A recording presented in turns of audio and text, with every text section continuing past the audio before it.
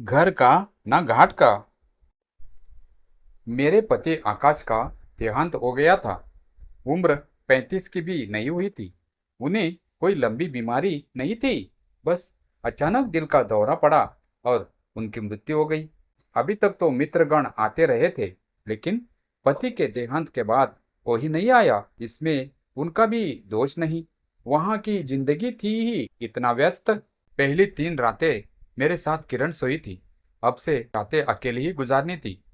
शायद हफ्ता गुजरने तक दिन भी अकेले बिताने होंगे। क्या करूंगी, कहाँ रहूंगी, कुछ सोचा नहीं था। यो तो कहने को मेरी ननंद भी अमेरिका में रहती थी, लेकिन वो ऐसे मौके पर भी नहीं आई थी। साल भर पहले कुछ देर के लिए आई। तब मुझसे वह कह गई थी, रीता, आकाश बचपन से बड़ा विनोद प्रिय किस्म का है। तुम्हें दोष नहीं देती, लेकिन आकाश को कुछ हो गया तो भुगतोगी तुम ही। तुम लोगों की शादी को 10 बरस हो गए। देखती हूँ पहले आकाश की हंसी जाती रही, फिर माथे पर अक्सर बल पड़े रहने लगे।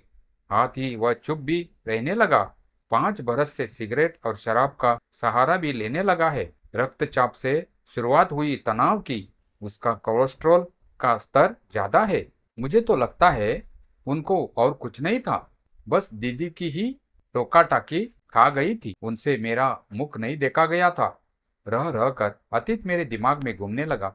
मैंने दशकों से बहुओं के ऊपर होते हुए अत्याचारों को देखते सुनते मन में ठान ली थी कि मैं कभी अपने ऊपर किसी की जाति नहीं होने दूंगी। अगर आप जुल्म न सहे तो कोई कर ही कैसे सकता है। इस तरह समस्या जड़ से ही उखड़ जाएगी। लेकिन मैं जैसे शरीर की बुडोल हूँ, वैसी अक्ल की भी मोटी हूँ। मेरी लंबाई कम और चौड़ाई ज्यादा है।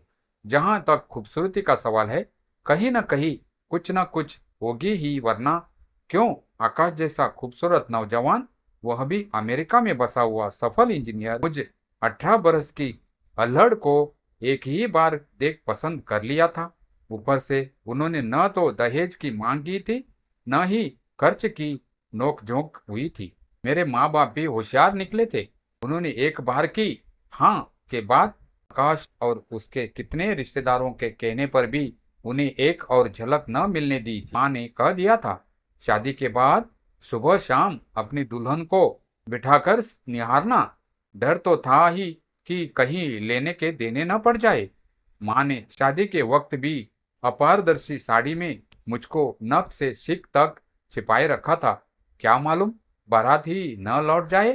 खैर, जैसे तैसे शादी हो गई और मैं सजी धजी ससुराल पहुंच गई। अभी तक तो घूंघट में कट गई। मरीफ का सिद्धांत है कि यदि कुछ गलत होने की गुंजाइश है तो अवश्य होकर रहेगा।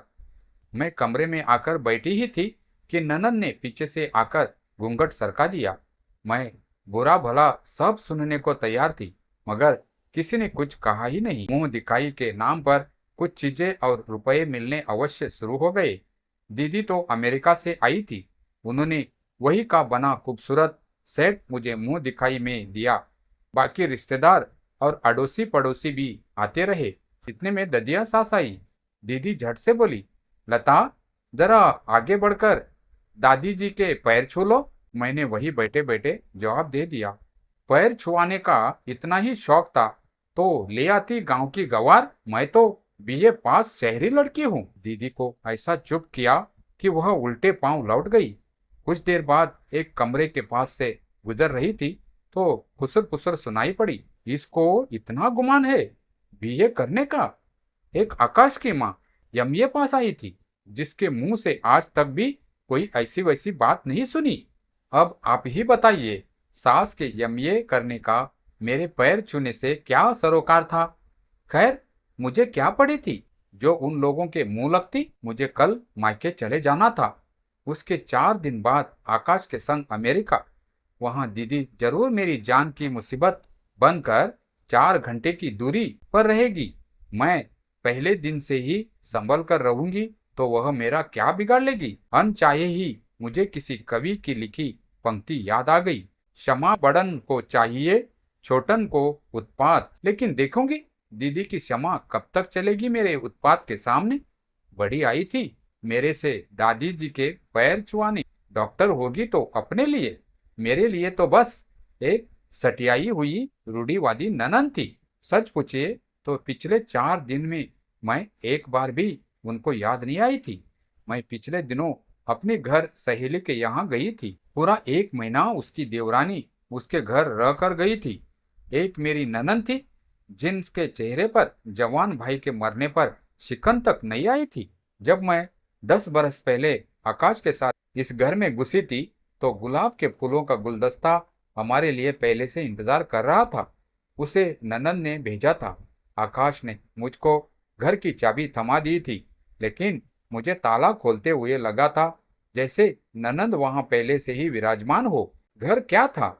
जैसे किसी राजकुमार की स्वप्न नगरी थी। मुझको तो सब कुछ विरासत में ही मिला था, भले ही वह सब आकाश की 4 साल की कड़ी मेहनत का इनाम था।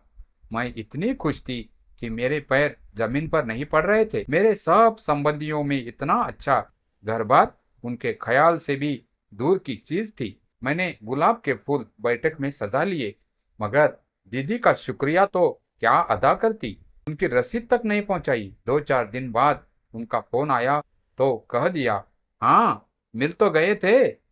एक बार दीदी शुरू में सपरिवार आई थी। वह रात को 9 बजे पहुंचने वाली थी।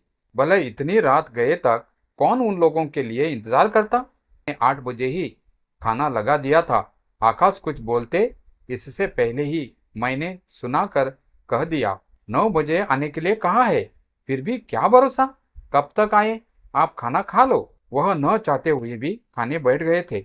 अभी खाना खत्म भी नहीं हुआ था कि दरवाजे की घंटी बजी। मैं बोली, अब खाना खाते हुए तो मत उठो, पहले खाना खत्म कर लो फिर दरवाजा खोलना। खाना खाकर आकाश दरवाजा खोलने गए। मैं बर्तन मांजने लगी। उधर न पहुंची तो 15 मिनट बाद ही दीदी रसोई में आ गई और नमस्ते करके लौट गई। मैंने उन सब का खाना लगा दिया। दीदी ने हमसे भी खाने को पूछा, फिर बोली, इस देश में खाने की कमी नहीं है, हर चौराहे पर मिलता है।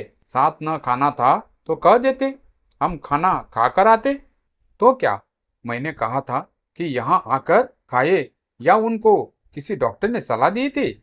मैंने सिरदर्द का बहाना बनाया और ऊपर शयन कक्ष में चली गई।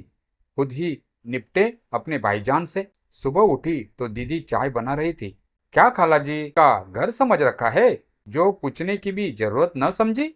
मैंने दीदी को लताड़ा, आपने क्या समझा था कि मैं आपको उठकर चाय भी नहीं दूंगी?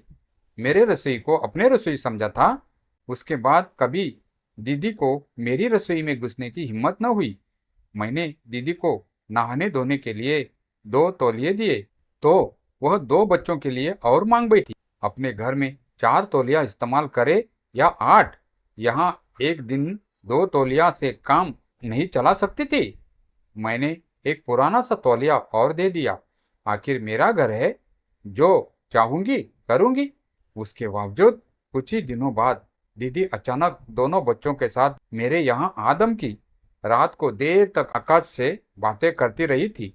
वह पति महोदय से खटपट करके आई थी। मैं पूछ बैठी, आपने तो अपनी इच्छा से प्रेम विवाह किया था, फिर अब किस बात का रोना? दीदी से कुछ जवाब देते न बना। मैं तो घबरा गई, कहीं दीदी जिंदगी भर मेरे घर डेरा न डाल ले। अगली सुबह आकाश दफ्तर गए और मैं सोती दीदी के पास ही पहुंच गई। दीदी, वापस लौटने के बारे में क्या सोचा है? समझदार को इशारा काफी है। उन्होंने हमारे घर रहपति महोदय से बिल्कुल बात न बढ़ाई।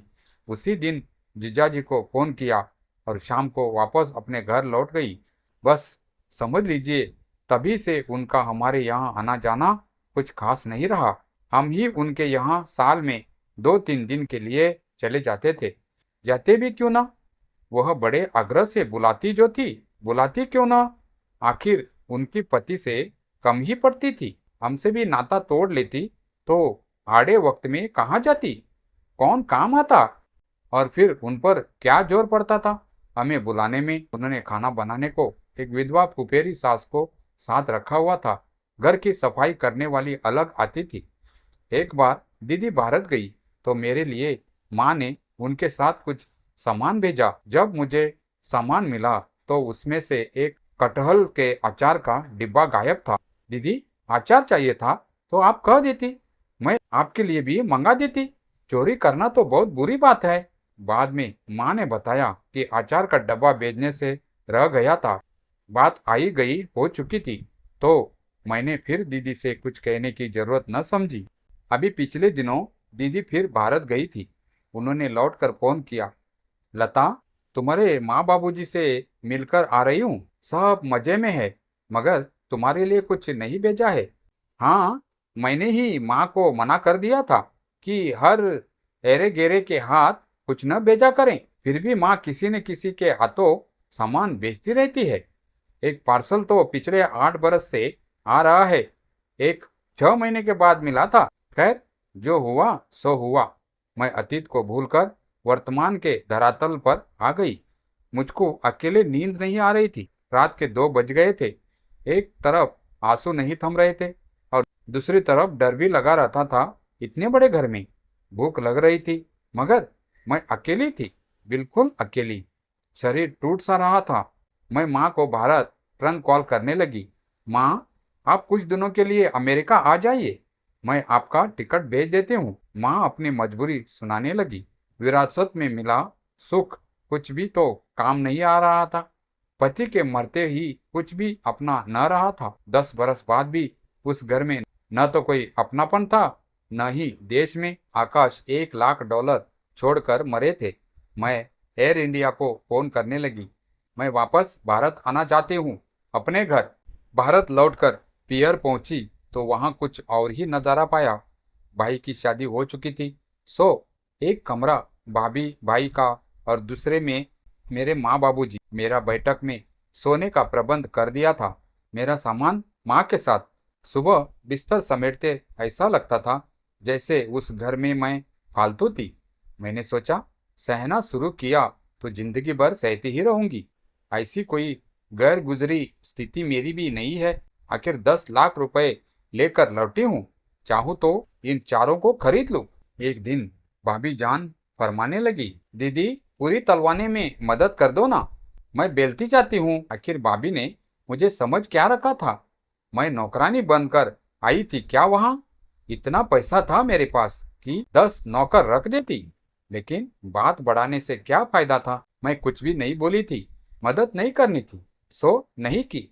खाना खाने के वक्त भाभी ने अपना खाना परोसा और खाने लगी। मैंने भी खाना ले तो लिया, मगर वह बात मेरे मन को चुभ गई। जब माँ बाबूजी ही सब बातों में चुप्पी लगाए थे, तो भाभी तो मेरे छाती पर मूंग दलेगी ही।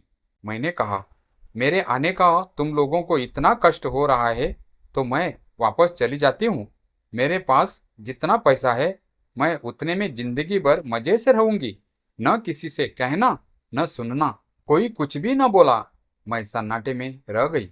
मैं सपने में भी नहीं सोच सकती थी कि मेरे माँ बाबूजी ही इतने बेगाने हो जाएंगे। फिर ससुराल से ही क्या आशा करती? घर छोड़ते हुए मेरे आंसू टपक पड़े।